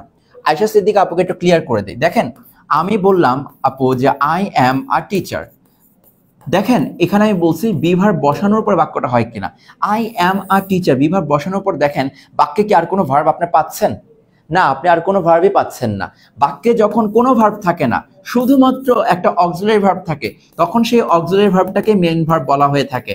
মনে রাখবেন যেভাবে আমি বললাম বাক্যে কোনো অবজেক্ট নাই, দুইটা অবজেক্ট নাই, শুধুমাত্র একটা অবজেক্ট, তাহলে অবশ্যই সেটা ডিরেক্ট অবজেক্ট। সেম ভাবে বাক্যে কোনো ভার্ব নাই, শুধুমাত্র একটা ভার্ব, ওইটা অক্সিলারি ভার্ব নাকি অন্য ভার্ব দেখার দরকার নাই, শুধুমাত্র একটা ভার্ব, সেটা অবশ্যই মেইন ভার্ব বা প্রিন্সিপাল ভার্ব। জিনিসটাকে বুঝতে পারছেন? তাহলে এটা কখনো অক্সিলারি ভার্ব দেওয়া হবে না, এটা অবশ্যই একটা মেইন ভার্ব হিসেবে কাজ করবে। বুঝতে পারছি? হ্যাঁ, এম আলাদাভাবে একটা অবজেক্ট অক্সিলারি ভার্ব, কিন্তু সেন্টেন্সে যেহেতু একটাই আছে তাই এটাই মেইন ভার্ব। বুঝতে পারছেন? এবং যখন মেইন ভার্ব হবে তখন অবশ্যই সেটা মিনিং থাকে।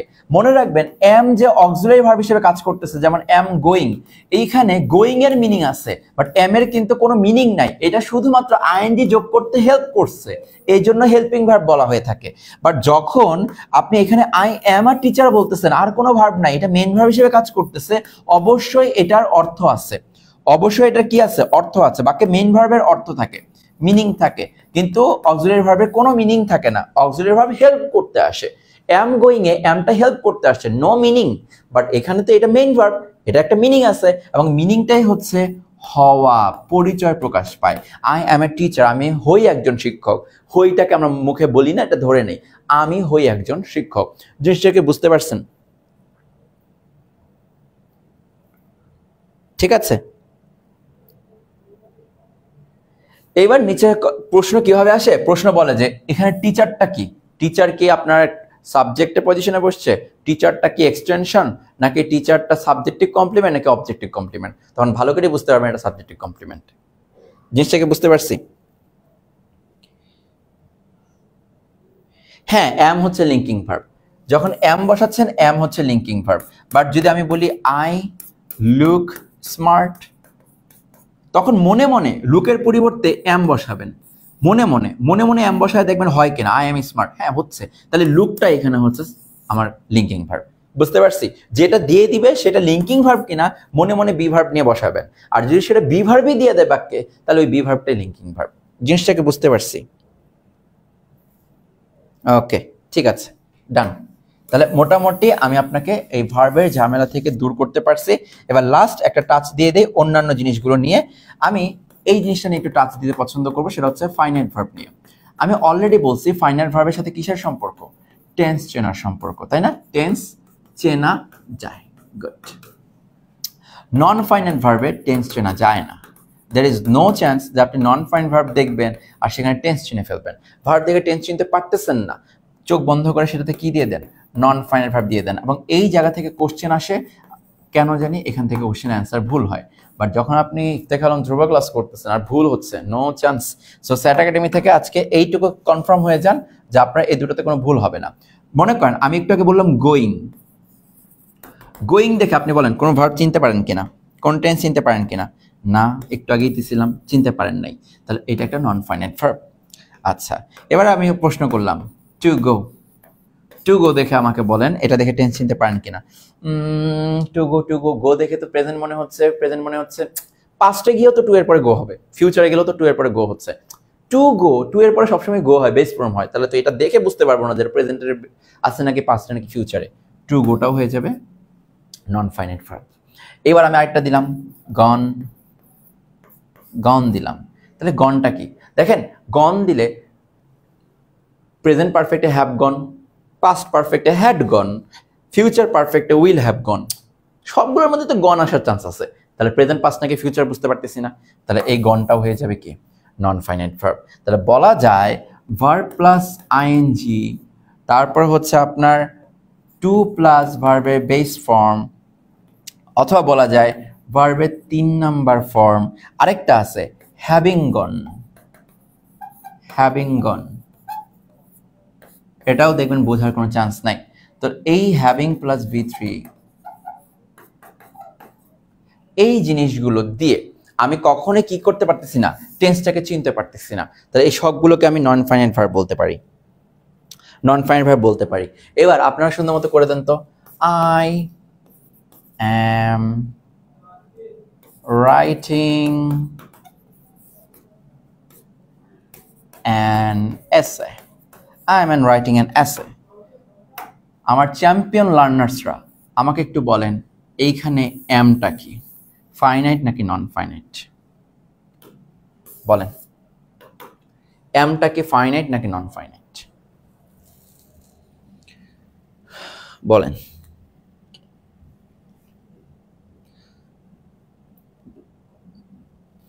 বুঝতে পারলে বুঝবো যে আমি আমার দায়িত্বটা আজকে ক্লাসে ঠিক মতো পালন করতে পারছি। I am writing an essay, এটা ফাইনাইট নাকি non finite? Am equal to কি এটা লিখবেন, এম সমান সমান এটা লিখবেন, এম সমান সমান, তাহলে বুঝবো আপনি কোনটা উত্তর দিচ্ছেন। একসাথে অনেকগুলো দিচ্ছেন তো। আর ভিডিওটা এখন শেয়ার করে দেন, ভিডিওটা এখন শেয়ার করে দেন, 8:33 বাজে শেয়ার করে দেন। সো এমটা কি ফাইনাইট, সবাই এমটা ফাইনাইট বলতেছেন, মেবি আপনার আইডেন্টিফাই করে ফেলছেন এমটা হচ্ছে, এই তো রাসেল ভাই বলে ফেলছেন, মিম আপু বলছেন, সাদিয়া আপু বলে ফেলছেন, গুড, রিয়া আপু দেখে ফেলছি, আনসেন করছেন, দেখে ফেলছি, আনিকা আপু পারছেন, গুড, খুরশিদা আপু শাবাশ, সুমায়া আপু গুড, বিক্রম ভাইয়া গুড, বিবেক ভাইয়া শাবাশ। ফাইনাইট বিকজ আপনি বুঝে গেছেন এটা পাস্ট টেন্সে আছে, বিকজ আপনি এটা বুঝে ফেলছেন যে পাস্ট টেন্সে আছে।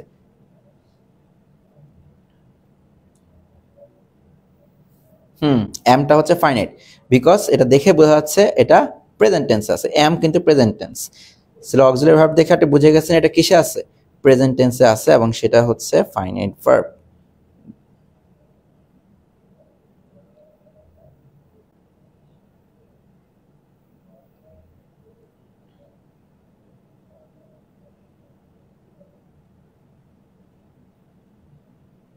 ওকে, এবার আপনাদেরকে যদি আমি বলি রাইটিংটা কি, এটা একটু আমাকে বলেন তো। এখন যদি রাইটিংকে আন্ডারলাইন করে দেই, এইটাকে কি বলবেন?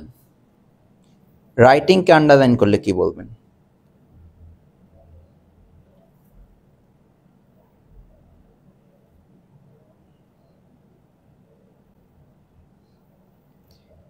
আমি যদি রাইটিংকে আন্ডারলাইন করি তখন কি বলবেন?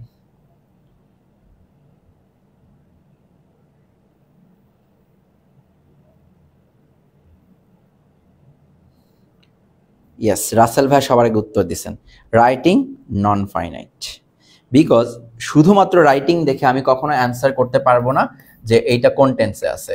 আমি এম দেখে আনসার করতে পারবো এটা কোন টেন্সে আছে, রাইটিং দেখে বোঝার উপায় নাই, কারণ আমার আগে এমটার দিকে তাকাইতে হবে এটা প্রেজেন্ট বোঝার জন্য। আমি যদি এখানে ওয়াজ দিয়ে দিতাম এটা হয়ে যেত পাস্ট, সো শুধু রাইটিং দেখে আমি বুঝতে পারবো না, তাই এটা হয়ে যাবে নন ফাইনাইট ভার্ব। বাট যখন আমি আপনাকে এম দিছিলাম, এম দিয়েই বুঝে গেছেন এটা প্রেজেন্ট টেন্স ছাড়া এম বসে না। পাস্টে গেলে ওয়াজ হইতো, ফিউচারে গেলে উইল হইতো। সো যেহেতু এটা প্রেজেন্টেই আছে বোঝা গেছে এম দেখে, তাই এমটাই হচ্ছে আমার কি এখানে ফাইনাইট ভার্ব। এমটা হচ্ছে ফাইনাইট ভার্ব। আমি কি জিনিসটা ক্লিয়ার করতে পারছি আপনাকে? এমটা এখানে কি ফাইনাইট ভার্ব। কে ডাউট আছে এখনো? এগুলো নিয়ে ডাউট আছে যেগুলো পড়াইলাম? কোনো ডাউট থাকার কথা না।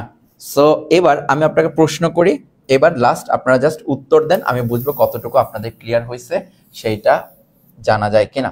এবার আমি বললাম আই হ্যাভ প্লেড ফুটবল। একটা সেন্টেন্সকে দেখেন কিভাবে জাজ করা হয়। I have played football last, দরকার নেই এটা। I have played football recently. I have played football recently. So I have played football recently. এবার আপনাকে আমি বলতেছি, আমি আন্ডারলাইন করে দিব, আপনারা উত্তর দিবেন। এখানে ফুটবল কি ধরনের অবজেক্ট, বা ফুটবল অবজেক্ট নাকি এক্সটেনশন, এই দুইটা প্রশ্ন উত্তর। ফুটবল অবজেক্ট নাকি এক্সটেনশন, আর যদি এক্সটেনশন বা অবজেক্ট কি ধরনের সেটা বলেন। আমি বলবো এবার র্যাপিড ফায়ার কোশ্চেন, আপনি একটা সেন্টেন্সকে অ্যানালাইসিস করতে পারেন কিনা ভার্বের দিক দিয়ে। যদি করেন তাহলে আপনার আজকে ক্লাস কমপ্লিট। বলেন। আমি ফুটবলকে আন্ডারলাইন করছি, ফুটবলকে নিয়ে কি বলবেন দেখি, একবারে যত ডিটেলস অ্যান্সার করতে পারেন। রাসেল ভাই সাবাস, আপনি খুবই অ্যাক্টিভ আজকে, ভালো লাগছে রাসেল ভাইকে দেখে, খুবই অ্যাক্টিভ। ফারজান আপু অলওয়েজ বরাবরের মতো। আমি জানি না ফারজান আপু কেন তাড়াতাড়ি উত্তর দিতে পারে, নেট বেশি ফার্স্ট নাকি তাড়াতাড়ি চলে যায় আমার কথা আমি কিছুই বুঝতে পারি না। ফারজান আপু অলওয়েজ ফার্স্ট, আর রাসেল ভাই আজকে একটু টক্কর দিছে ফারজান আপুকে। শামিমা আপু গুড, এটা একটা ডিরেক্ট অবজেক্ট। বর্ষা আপু পেরে গেছেন, ডিরেক্ট অবজেক্ট। তন্নি আপু শুধু অবজেক্ট বললে আমি মানবো না, এটাকে আরো সুন্দর করে স্পেসিফাই করে বলবেন, ডিরেক্ট অবজেক্ট। গুড, তাহলে ফুটবলটা ডিরেক্ট অবজেক্ট। আমি যখন রিসেন্টলি আন্ডারলাইন করে দিব, এখন এটাকে কি বলবেন? রিসেন্টলি। রিসেন্টলিকে কি বলবেন? আরে বরকতুল্লাহ ভাইয়া, সাবজেক্টিভ যে কেন বললেন, এক্সপ্লেইন করেন সাবজেক্টিভ কেন বলছেন। এবার আমাকে বলেন রিসেন্টলিটা কি, রিসেন্টলিটা কি বলেন। হোয়াট ইজ রিসেন্টলি এই সেন্টেন্সে পুরো ডিটেলস সহ আজকে আমি পুরো জিনিসটা আপনাকে বুঝাই দিছি। রিসেন্টলি এটা কি? সুমাই আপু ফার্স্ট, শামিম আপু পার্সন, রাসেল ভাইয়া ওকে গুড, বর্ষা আপু এক্সটেনশন, শাল ভাই এক্সটেনশন, শাবাশ সরল ভাইয়া ওকে এক্সটেনশন। আপসু আপুর ডিরেক্ট অবজেক্ট এতক্ষণে পৌঁছাইছে আমার কাছে। ওকে ইসরা জাহান আপু গুড, এই তো মমিন ভাই পেরে গেছেন, অপর্ণা আপু পেরে গেছেন। তাহলে রিসেন্টলিটা হচ্ছে এক্সটেনশন, ফুটবলটা হচ্ছে অবজেক্ট। এবার বলেন প্লেটটা কি ধরনের ভার্ব হইতে পারে, কতগুলো নাম দিতে পারেন এই প্লেটের, যতগুলো ভার্ব হবে নাম সেগুলো বলেন দেখি। প্লেট কি দেখি কে পারে, প্লেটটা কি? কুইক কুইক কুইক, খালি দেখবো কতজন এগুলো ধরতে পারে, তাড়াতাড়ি ধরতে পারলে ক্লাস কমপ্লিট। গুড ফারজান আপু এক্সটেনশন, কারণ সময় নির্দেশ করছে, এভাবে এক্সপ্লেন করে বললে আরো ভালো লাগে। গুড ওকে সাজিদ আপু এক্সটেনশন, ঠিক আছে ওইটা রিসেন্টলিটা এক্সটেনশন। গুড মেঘলা আপু ওকে, ফাতেমাতু জোহরা আপু very good very good very good. এবার প্লেটটা কি, প্লেটটা কি বলেন।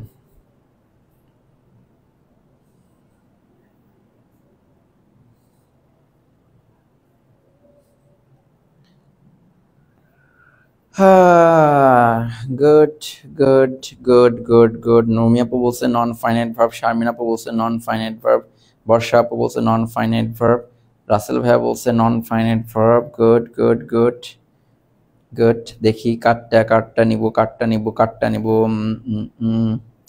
ঠিক আছে, কিন্তু আমি তন্নি আপুরটাকেও ফেলবো না, আমি যেটা চাচ্ছিলাম সেটা কেউ আমাকে দিতে পারে নাই।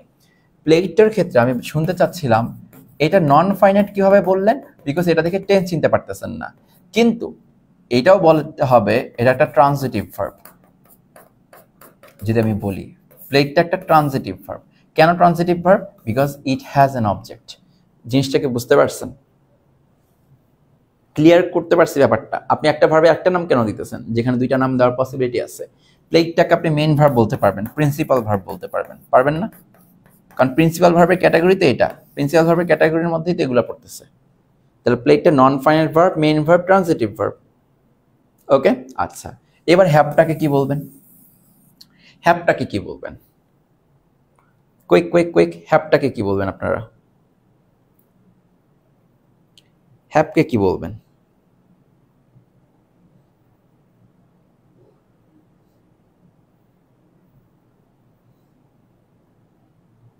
গুড, এই তো হ্যাভটাকে আরো ডিটেলসে বলতে পারবেন।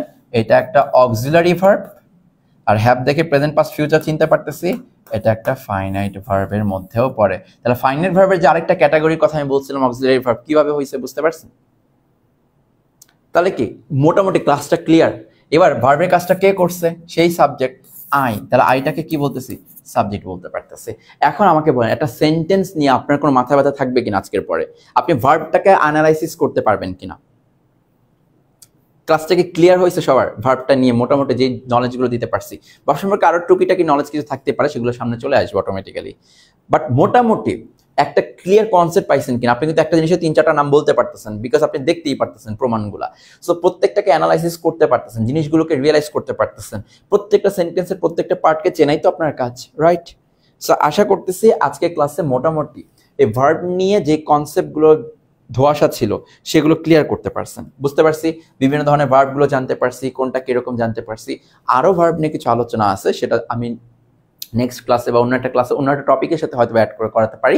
বাট মেইন যে কনসেপ্টটা ভার্বের, এটা আশা করি আমি আপনাকে দিয়ে দিতে পারছি এবং পুরোপুরি ক্লিয়ার হয়ে গেছেন আপনার ভার্বের ব্যাপারটাই। ভার্ব না জানলে একটা সেন্টেন্সকে সুন্দর মতো লেখা যায় না, সেন্টেন্সকে ডেভেলপ করা যায় না, ঠিক আছে?